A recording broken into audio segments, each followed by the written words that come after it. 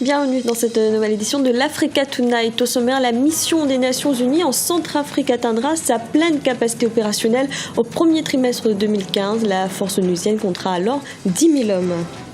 Nouvelle reddition en République démocratique du Congo. Ce dimanche, plus de 150 combattants qui agissaient dans l'est du pays ont rendu les armes. Et 2014, année de l'ouverture politique en Guinée équatoriale. Pour la première fois, un grand dialogue national a réuni le parti au pouvoir et l'opposition.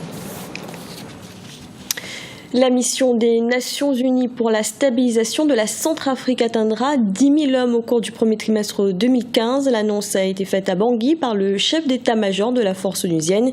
Il s'agira alors de sa pleine capacité opérationnelle. Birama Saonera. La mission multidimensionnelle intégrée des Nations Unies pour la stabilisation en République centrafricaine atteindra 10 000 hommes au premier trimestre 2015. Ceci permettra à la MINUSCA d'atteindre sa pleine capacité opérationnelle dans ce pays en proie à un conflit armé depuis plus d'1 an. Déployée en septembre dernier avec pour mission de consolider la paix fragile que connaît le pays, la force militaire onusienne compte bien aller au bout de sa mission. Les perspectives sécuritaires pour 2015 seraient encourageantes à condition que les responsables hiérarchiques des groupes armés encouragent leurs combattants sur la voie de la paix. Nous aurons à partir du début 2015, à l'horizon février-mars, la totalité de nos forces. Quelques 10 000 hommes prêts seront à l'œuvre. Cette pleine capacité nous permettra d'assurer pleinement la sécurité et surtout de suivre les conclusions qui seront prises lors du forum de Bangui afin de permettre à chacun d'aller résolument vers la paix et la réconciliation. La montée des violences inquiète les dirigeants en République centrafricaine. C'est la raison pour laquelle ils appellent à une accélération du processus de paix et de réconciliation. Nous devons accélérer le processus de sortie de crise dans notre pays. Nous devons résolument avancer sur les questions de sécurité et de justice. En dépit des améliorations enregistrées, la situation sécuritaire reste précaire. Ainsi qu'en témoignent les incidents survenus à Bangui au mois d'octobre dernier et ceux déplorés dans plusieurs de nos localités ces dernières semaines. La communauté internationale qui nous accompagne attend surtout de nous des signaux forts sur les questions politiques et institutionnelles, notamment en ce qui concerne le processus du dialogue national inclusif. Pour trouver une solution à la crise politico-sociale que traverse le pays, un forum est prévu en début février 2015 à Bangui. Cette rencontre devra concrétiser les accords de cessation des hostilités de Brazzaville et constituera une étape indispensable avant les élections de 2015. En République démocratique du Congo, plus de 150 combattants des FDLR, les Forces démocratiques de libération du Rwanda, se sont rendus ce dimanche. Des redditions qui ont donné lieu à une cérémonie sous l'égide des Nations Unies. L'occasion de rendre officiellement les armes. Aminata Diak. En République démocratique du Congo, de nouvelles redditions de combattants FDLR ont eu lieu ce dimanche 28 décembre 2014 au nord et sud Kivu. Des cérémonies ont été organisées dans les 2 localités en présence de la mission de l'ONU dans le pays. Au total, 150 combattants ont été désarmés. Mais pour certains acteurs politiques, il ne suffit pas seulement que les rebelles rwandais déposent les armes. Nous avons demandé à ce que les FDLR, qui sont les groupes armés rwandais, rentrent chez eux à Kigali. C'est tout ce que nous avons demandé et nous dénonçons aussi, la délocalisation de ces militaires-là de Goma vers Kisangani. Nous ne pouvons pas continuer de vivre toujours avec des aventures, des scénarios de mauvais goût que le pouvoir de M. Kabila nous a habitués. Donc il faut que cela s'arrête. Nous demandons, nous exigeons à ce que ces groupes armés de FDLR rentrent à Kigali. C'est ce que nous demandons. Pour certains spécialistes, les redditions des combattants FDLR prennent du retard car ces derniers mettent des conditions difficilement acceptables pour le gouvernement rwandais. Ce qui pose un problème au niveau de reddition des FDLR, c'est surtout parce que beaucoup de militants, beaucoup de combattants exigent d'abord les négociations avec le pouvoir de Kagame, ce que le pouvoir rwandais ne veut pas. Et en même temps, c'est qu'ils veulent toujours garder la main pour faire le commerce des mines ou autre. Et deuxièmement, c'est qu'il faut souligner, c'est que ces combattants bénéficient d'une certaine complicité, éventuellement de certains pays. L'Organisation internationale sur la région des Grands Lacs ainsi que la communauté internationale ont laissé aux 1400 combattants FDLR jusqu'au 2 janvier 2015 pour rendre les armes sous peine d'y être contraints par des opérations armées. Les autorités congolaises, quant à elles, affichent la fermeté et affirment qu'il n'y aura pas de nouvelle date butoir selon certaines sources. Dans l'actualité également, un ancien responsable, Shebab Zakaria Ahmed Hersi, s'est rendu au gouvernement fédéral somalien. La nouvelle a été annoncée ce samedi.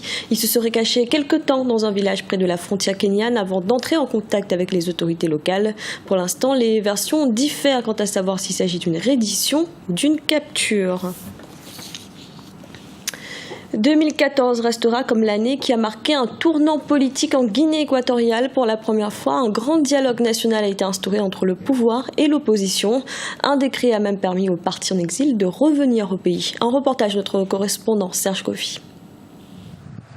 Le premier trimestre 2014 en Guinée équatoriale a vu le changement à la tête de la CPDS, la Convention pour la démocratie sociale, le principal parti d'opposition. Un nouveau visage incarne le parti. André Sessono a été choisi par le Congrès de février 2014. Il remplaçait Placido Miko qui dirigeait la formation politique depuis 19 ans. Au lendemain de son élection, le nouveau secrétaire général de la CPDS a rencontré le président de la République Théodore Obiang Bazogo afin de plaider pour un renouveau démocratique en Guinée équatoriale. Le processus de démocratisation de la Guinée équatoriale n'a pas marché. On doit recommencer avec une table de négociation entre le gouvernement et tous les acteurs politiques de la nation. La célébration du 28e anniversaire du PDGE, le Parti démocratique de Guinée équatoriale, le 4 juillet 2014, restera également inscrit en lettres capitales dans la liste des événements marquants des 12 derniers mois. Le point culminant de ces célébrations, l'annonce d'un dialogue politique demandé quelques mois plus tôt par l'opposition, notamment la Convention sociale pour la démocratie, la CPDS. Queremos un diálogo, porque ya hemos llevado a cabo. Nous voulons un dialogue. Il y a eu plusieurs réunions avec l'opposition par le passé. Aujourd'hui, il est à mon sens nécessaire de réouvrir le dialogue dans le but d'examiner calmement, posément, afin de déterminer les points sur lesquels nous pouvons travailler, si nous pouvons envisager des concessions et surtout si nous pouvons parvenir à un accord et à une vraie réconciliation que nous souhaitons par-dessus tout. Le dialogue appelé par la classe politique équato-guinéenne a eu lieu début novembre 2014. Cette discussion opposition-gouvernement s'est soldée par plusieurs réformes en ce qui concerne la vie des partis politiques et la liberté d'expression. Si quelques partis politiques ont quitté la table de discussion, certains acteurs estiment que ce dialogue représente un bon départ. Nous sommes arrivés à un accord de 70% avec le gouvernement. Au début, nous nous plaignions que le gouvernement ne voulait pas céder à nos propositions. Mais finalement, l'exécutif a accepté ce que nous lui avons proposé. Autre point marquant de l'année 2014, l'entrée de la Guinée équatoriale dans la communauté des pays de langue portugaise. Une victoire pour le président Obiang Bazogo car la Guinée équatoriale rejoint ainsi le Mozambique, l'Angola et le Cap-Vert, 3 pays qui affichent les taux de croissance les plus importants du continent. L'année 2014 se referme sur un défi relevé par la Guinée équatoriale, celui d'organiser en 2 mois la Coupe d'Afrique des Nations prévue du 17 janvier au 8 février 2015. 12 mois marqués par la volonté du gouvernement de poser les bases d'une expression consensuelle et inclusive de la démocratie équato-guinéenne. 2015, quant à elle, sera une année test pour les acquis de ce dialogue. Au Libéria, les résultats définitifs des sénatoriales viennent d'être proclamés avec 78% des voix. George Weah, leader du Congrès pour le changement démocratique, principal parti de l'opposition, a largement devancé Robert Sirleaf, fils de l'actuelle présidente, qui briguait également la circonscription de Montserrado. George Weah est un ancien joueur de football reconverti en politique, comme nous l'explique Djibril Traoré, membre de la Confédération africaine de football. Disons tout simplement que la victoire de George Weah n'est pas une victoire qui nous a surpris parce que déjà, depuis 15 ans déjà, George Weah est engagé politiquement dans son pays. Mais au-delà de cet engagement politique, déjà en tant que joueur, George Weah a été le porte-drapeau non seulement du Libéria, mais aussi de tout le continent africain. Eh bien, imaginez seulement qu'il a été le premier et seul ballon d'or d'une manière générale. C'était en 1995 jusque-là. Et George Weah a rendu tellement de services à son pays quand il était joueur et sur le terrain et en dehors du terrain. Il a donc semé quelque chose qu'il est en train de récolter. Donc cette victoire de George Weah, c'est une victoire qui n'est pas du tout une victoire surprise. George Weah pourrait même devenir après autre chose que tout cela qu'un simple sénateur parce qu'il a su faire, il a aidé son pays et quand vous aidez votre pays, tôt ou tard, cela paye. C'était le journal de la rédaction. Merci de l'avoir suivi. Retrouvez dans un instant une nouvelle édition de l'information.